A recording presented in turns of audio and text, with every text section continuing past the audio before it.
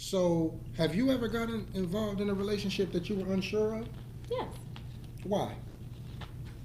Women go by our emotions, by what we feel. At the time, if you feel that, okay, this is something that I've been looking for, this is something that clicks, versus when I was single, alone, all this kind of stuff, the people that I was meeting just weren't meeting that standard. So then when you are with someone and you're like, okay, A fits, B fits, C fits. I may not know the rest of the alphabet, but so far I like what I see. That causes you to go in that relationship, and then down the road you see, okay, we're forming more letters. We're getting there. And when you get to G, H, I, and you're like, okay, wait a minute now. I didn't know this was like this, which goes back to that changing our mind perspective. Why should women stay in a relationship or a, partnership, whatever it may be, with someone if they know that it doesn't fit? Now, I'm not saying that the second something goes wrong, you run away. You need to work on it. You need to see, okay, what can I do? What can you do? What can we do to make this work? But if you realize, like, okay, we've done all we can, we've done counseling, we've done, talk to people who are positive influences, and you see that it doesn't work, why should you be miserable? Why should I be miserable? Or we're together and cheating, and everyone knows it, but for the sake of the image, for the sake of the relationship, we're staying together. I just don't think that should be a thing. Well, yuck to me. That shit is yuck. And the reason why I say that is because you're already lining the relationship up on alphabet shit. I'm keeping it simple. No, you're keeping it simple, but you're giving me your point of view. Yuck. And the reason why I'm saying that is because at the end of the day, the alphabet aspect of what you're saying does not give a significant detail of what it all entails. We're all still learning. We're all still growing. And sometimes we want to grow with certain people who aren't good for us. So at the end of the day, how are you aware of knowing something isn't good for you until you go through it? So I never want to nolly, you know what I mean, quote unquote.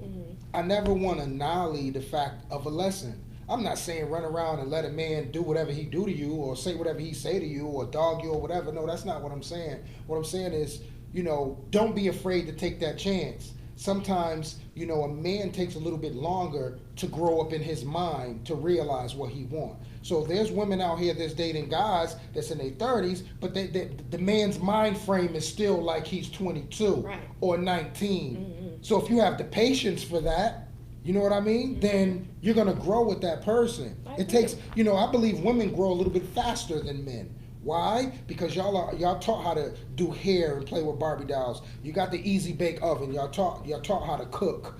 Like these little lessons. No, y'all taught as a woman how to be a woman at a young ass age. So with that being said, men, what do we get? We get fire trucks. How to be no, men. no, we're not. We get fire trucks and cat guns. So we're not. There's no specific direction when it comes to be shown how to become a man.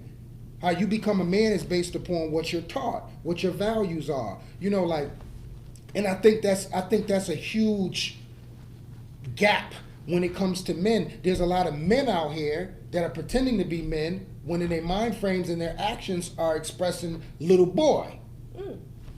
I agree. So when you sitting there taking the time to date a little boy that you want to be your man, you're going to take those extra steps to make sure that he becomes the man that you want. Not saying that you should babysit, but just basically saying, try to pick someone that's more closer to manhood versus dating someone who doesn't either A, value you, value your relationship, value what y'all have built so far. That's why the ABC shit is definitely not it when you're dealing with men. You literally just said stay or find a man that is closer to manhood and that you shouldn't have to babysit. That's right. But what if you are in that relationship with a boy and you find yourself babysitting and that woman realizes, I'm not your mother. I'm not going to be that person that teaches you right from wrong, what to do, what not to do, because you're a grown man. Whether you have a baby boy mentality, you're a grown man. But you know what you're leaving out?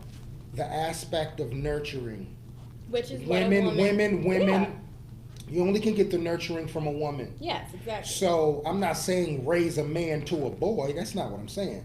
What I'm saying to you is if you see a guy, that has great potential, someone that you see, and I'm not talking about, a fuck fling on the weekend. I'm saying someone that has the potential of being your man, that you see that, okay, I can see this man, making sure I'm straight, come home, cook, this type of third. I don't have to ask me to take out the garbage.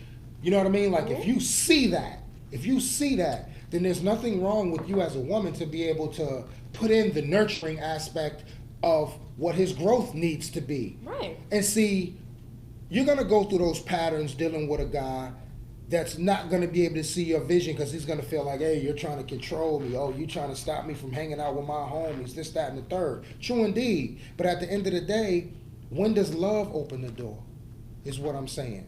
When does love open the door? Like, you can always hang with your homies, that's true. But at the same time, when does love open the door and you say, you know what? My girl, right? Maybe I should stay home this weekend. Maybe we should just sit around, cook, and watch some movies and chill. You know what I mean? Yeah, I could save a couple dollars. And at the same time, me and her can discuss what my next step is or what she wants to do.